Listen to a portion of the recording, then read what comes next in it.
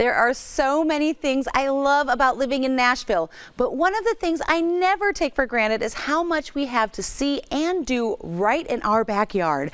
On this month's show, I'm giving you a deeper look into some incredible Nashville events and artists. I start with a trip to one of my favorite places to stay and play in Nashville, Gaylord Opryland Resort, where this summer guests of all ages can experience pirate and princess themed activities and engage in swashbuckling fun. Next, you'll join me on the red carpet for the 9th annual Kayla Fan Awards at the Grand Ole Opry House, where I caught up with many of the nominees, presenters, and performers before the show. Finally, I sit down with the top winners of the night, the brothers of For King and Country, Joel and Luke Smallbone, and get an in-depth look into the family dynamics behind their music. I can't wait for you to get to know more about some of the people and places in our backyard that are so special to me. This is The Sammy Cohn Show. From the News Channel 5 Network, this is The Sammy Cohn Show, sponsored by Soundwaves at Gaylord Opryland. I've discovered a hidden gem that, while technically still in Nashville, is a vacation destination all on its own. Perhaps you've heard of it. Gaylord Opryland Resort, and more specifically Soundwaves, is truly a world-class vacation getaway, and that has never been more true than during their Summer of More. I can't wait to show you all the activities that are happening right now that you will not want to miss.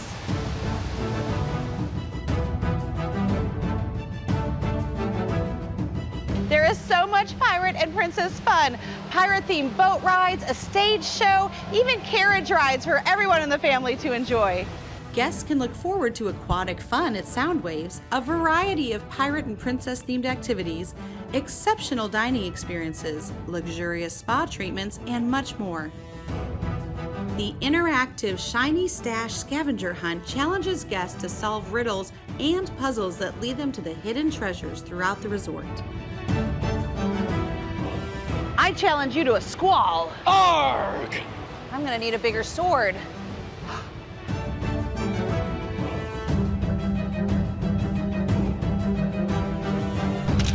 The Pirate and Princess Academy is a live interactive show where kids can hear the story of Princess Magnolia while taking an official princess oath to join the royal court or pirate pledge to become an honorary member of the captain's crew. Guests hunt for clues during the captain's hidden treasure escape room and solve riddles to escape a secret hideaway while encountering relics from past journeys and the notorious treasure hunters who scoured the 7 seas to retrieve them.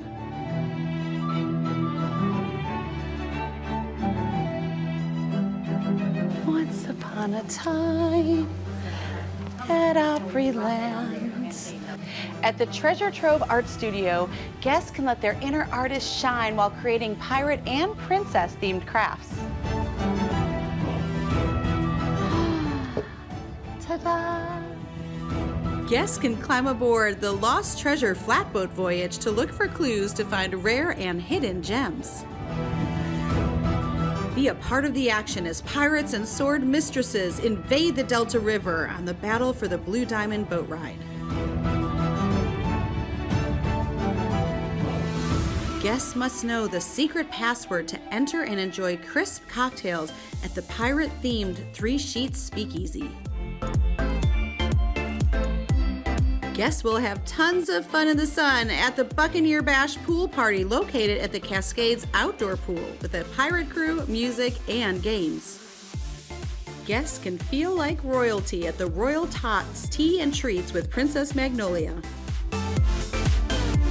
Princess Magnolia greets guests during private horse-drawn carriage rides that take guests on an adventure around the resort's beautiful outdoor areas. Guests visiting Relash Spa can enjoy summer-themed body, facial, and salon treatments. Through September 5th, guests can also enjoy Royal Kids Spa treatments, including a pedicure service or a princess updo that's worthy of a tiara. Additional free activities throughout the resort include Fantasy and Folklore Delta Atrium Light and Fountain Show, Spring Horticultural Trek, an augmented reality experience presented by Bubbly, and animal encounters.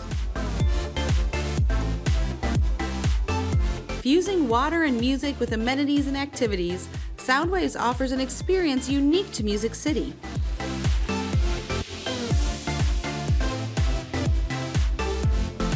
It features 4 acres of indoor and outdoor water and dining attractions, creating an upscale modern oasis for all visitors that redefines the water park experience.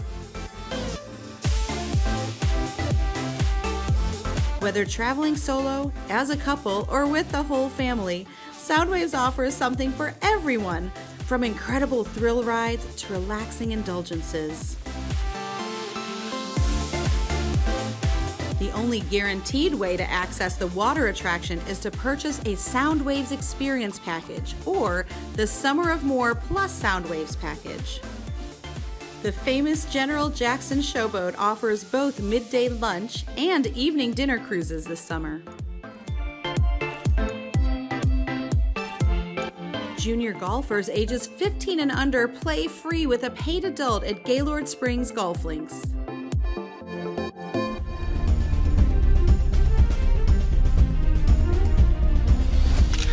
I hope you'll make the most of every moment this summer. Tickets and packages are now available at GaylordOpryland.com. Come join us for the Summer of More. That's mine. That's on first.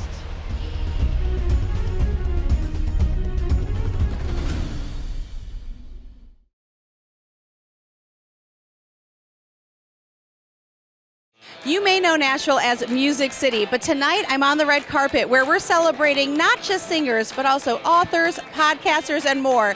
That's right, I'm here at the 9th annual K-Love Fan Awards, and the difference is that they're doing it all in the name of Jesus. So come with me as I get you to the heart of the action and talk to as many of the honorees as possible. Let's go take a look. Can we just talk about what it took for you guys to get here physically tonight? Oh my gosh, thanks. Can you talk a little bit about what the road to get to this red carpet has been like? It's been quite the journey, I would say. No one could have expected that my first single was going to come from something I posted to TikTok. Being nominated for Breakout Song of the Year, which, gosh, we're a part of such an amazing caliber of artists in that category. To me, it's like a song that has hit, a large group of people right square dead in the heart, and God has done something new in them. This is an incredible moment life's given us to dress up in our sequence, like where would you ever wear this, but here, and go and rejoice in the things that are good, but also at the same time, very well be in touch with mourning with those who mourn. I think it's just a great night to celebrate what is good. Yeah, especially when there's a lot to be sad about and a lot to grieve over. And it's important that we hold both things. It's all about the fun, but you keep it real. Being a human matters as much as being a creator, and they actually feed each other. So that's the way I like it. Speak to those people that need to hear Well, this. we are supporting the machine that brings hope to those people who have experienced tragedy in their cars when they're driving home crying from a funeral, and they turn on the radio and they hear a song that ministers to their heart. What we're doing tonight is supporting that. Some people still feel like they're still in it, of being isolated and being by ourselves, and that gets people stir crazy and gets people depressed, and there's just a lot of things that people are afraid of.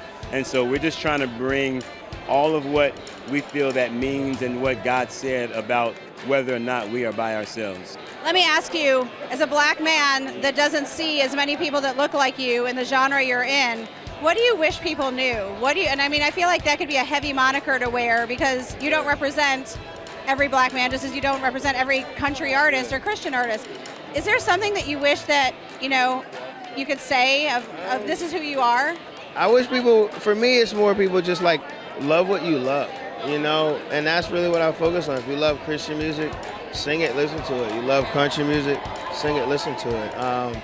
So for me, it's more about just focusing on what you love and not really what you feel society wants to put you in. There's been times where I look out in the crowd and people, they don't look like me, but I believe that God has called me to be a bridge builder, and help change people's perspective on things, especially in this climate where so much dissension, division, and I'm like, God, if you called me to do this, no matter how uncomfortable I am at times, God, I want to build your kingdom, and build bridges and lead people to you no matter how uncomfortable it is. What do you wish that people would know about, the strong Christian man that we see on the outside, but behind closed doors?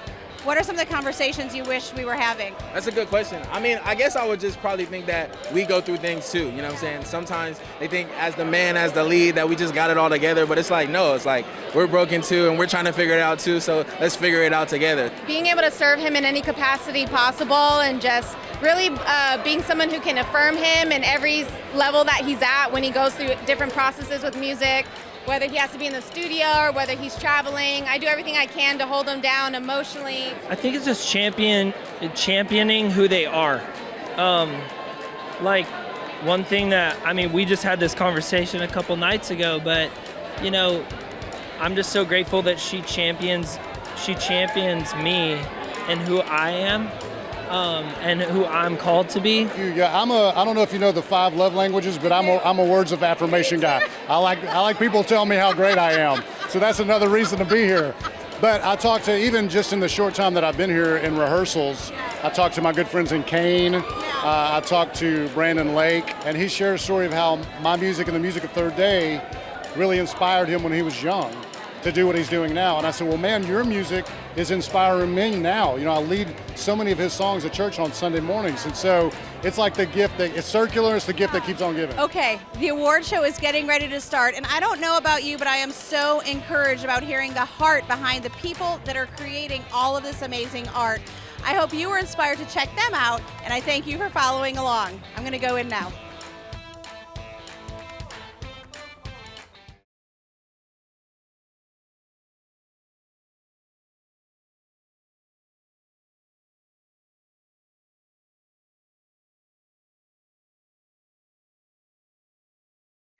I'm joined today by what I would consider some icons of Christian music, the Smallbone Brothers, otherwise known as Joel and Luke for King and Country. Welcome, guys. How are you doing? G'day, Sammy. Nice to see you. It's very rare that we get to do interviews where we have such history and such rapport with the interviewer. Well, thank you for saying that. I feel the same way. We go back quite a ways.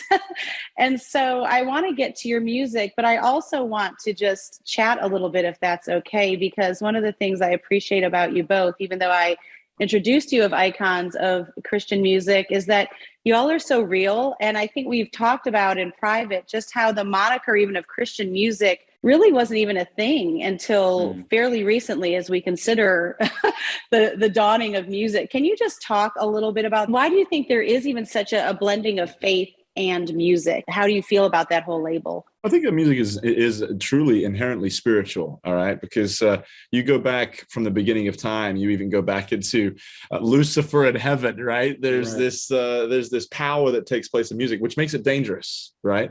I also think that music, I've seen in our career, the power of music that can change someone's life. It can change somebody's day. It can be the thing that spurs them on in that run. It can be the thing that encourages them to get through that work day. Music is a wonderfully powerful thing. And I think because of that, you also have to be careful with it. And it's, in our world, we write music that is real to us. We write music that, we'll be talking about the love that we have for our families and our wives. We'll be talking about our love for God, but we'll be talking about, kind of world global issues that we all might be facing. And I think that, music is it's a part of what we do. It's also not who we are, and so I think you got to be careful in any work environment to not become the thing that you may do.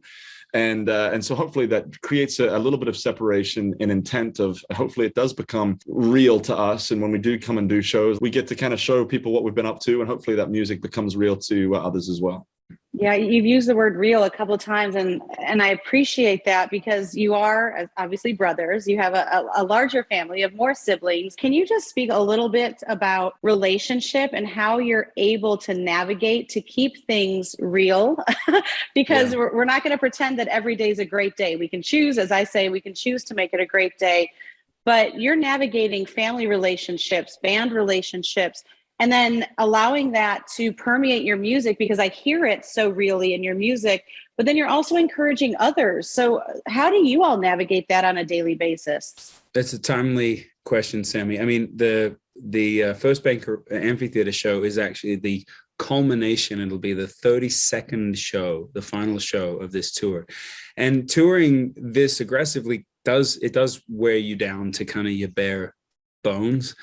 And so we're kind of in the middle of facing it now. And you have to stay in the tension. I think that's the biggest thing about it, band life, family life, brotherhood, with your spouse. You have to stay in the tension.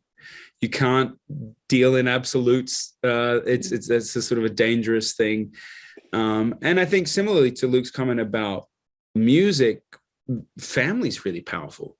Family can raise you up or it can tear you down. And we're so fortunate to have built so much trust, he and I, over the last 15 years. It's been hard fought for since we were, he was a late teenager and we started this working towards what became For King and Country.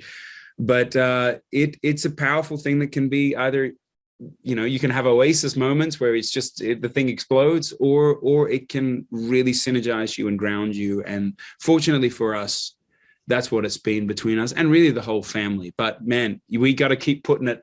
You got to keep staying in the tension, and we're doing that actively right now. Yeah, can I push you, since I know you all, and ask what some of those practices look like? Because you're both married.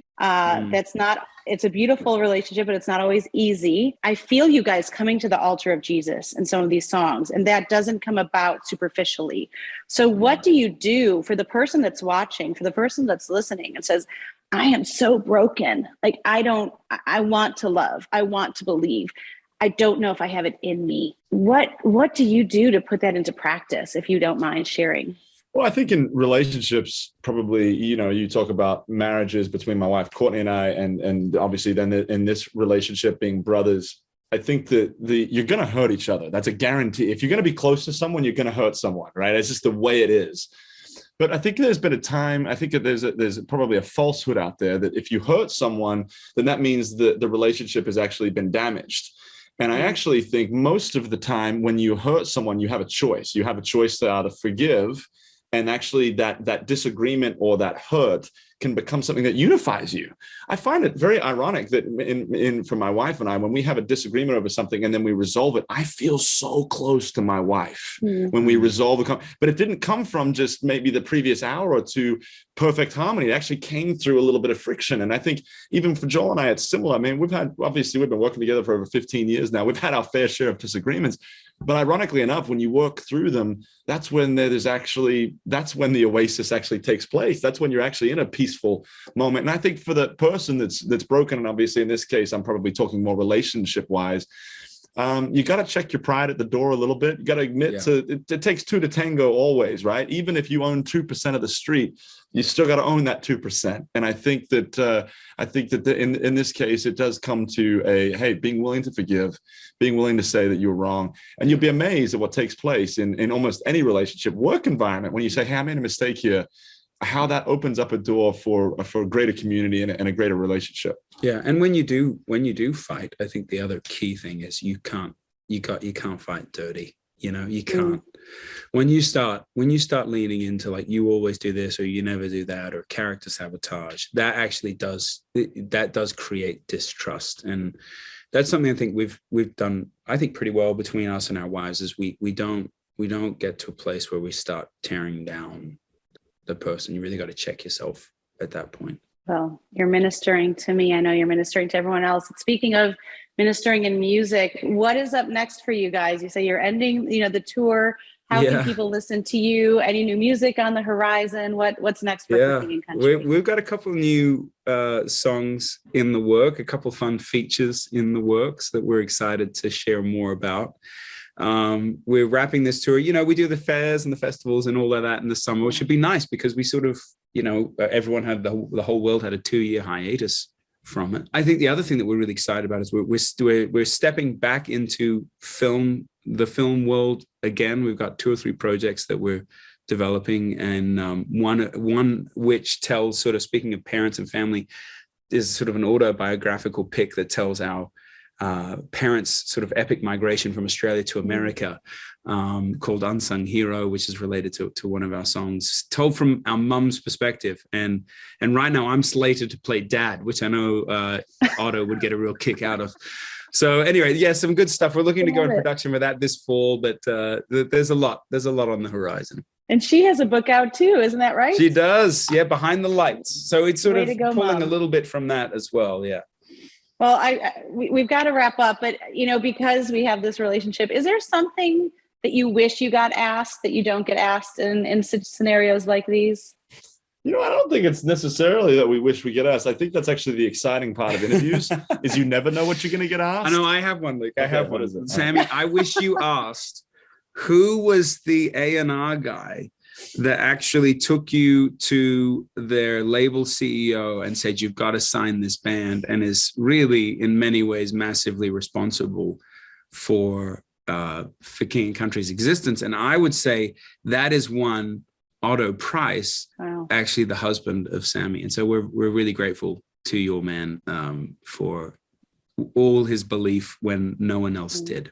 He's a good one, and he believed rightly. And I just want to commend you all for stewarding your gifts.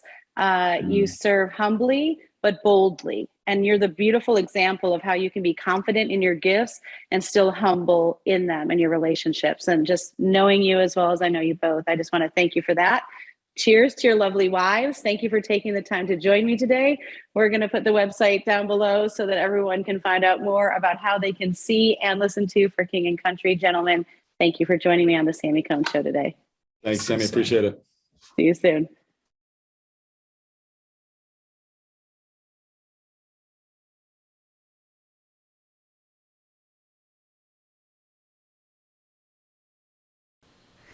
Before the break, we heard Joel tell us how important it is to stay in the tension. In relationships, it can be easy to bail out when things get hard. The brothers also said that if you're going to love, you're going to get hurt. Honestly, that's not what we want to hear. Most of us just want to love and be loved. But more often than we'd care to admit, love can hurt.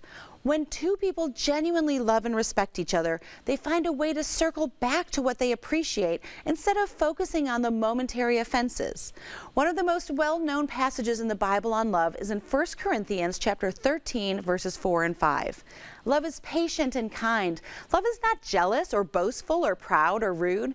It does not demand its own way. It is not irritable, and it keeps no record of being wronged. But listen to verse 7. Love never gives up, never loses faith, is always hopeful, and endures through every circumstance. Now please hear me. I'm not suggesting that any of us should stay in an abusive situation. To the contrary, that's the antithesis of love. If you believe you could be in danger, please reach out to help to a trusted friend or local authority. Instead, my prayer for all of us today is that we would find the kind of love that resonates with verse 6, one that does not rejoice about injustice, but rejoices whenever the truth wins out. And once we do, that we would stay in that tension to love well and seek to bring out the best in one another. Thank you for allowing me to share a piece of my Music City with you today. I hope you have a great day. Make sure you make it great, and do not wait to tell someone you love how you feel about them. Bye, friends.